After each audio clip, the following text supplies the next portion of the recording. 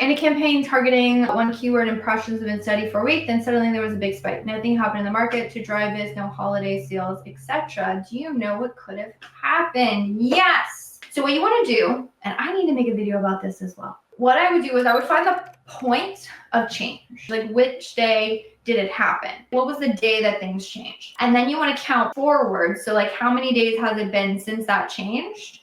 And then you basically take the two same date ranges before and after. So if it's one keyword and impressions, like, I don't know if it's an exact match, but what you want to do is you want to like have two windows up, one with the before and one with the after, and you're just going to start looking at what changed. So I would look at placements here, especially if it's an exact match campaign. I want to know, like, all of a sudden, did we start showing top of search and we never showed top of search before? All of a sudden, did our cost per clicks increase? Like, maybe, this keyword got picked up. So I would look at placements. I would look at the cost per clicks. I would look at conversion rates. I would look at click-through rates and just see, like, whoa, was there something that changed? And then I would also look at the history tab as well to see, like, did I make any changes? Because sometimes we make changes that we forget about. And then if it is a phrase or a broad match or anything that has search terms, I would go and look at the search term tab. Even in the exact match campaigns, you can pull, say, like, plural variations or like an and like the little, those kind of things. It will actually have like some variations of search. Now, you can't add negatives to it and you can't really control it, but it might be helpful to, like,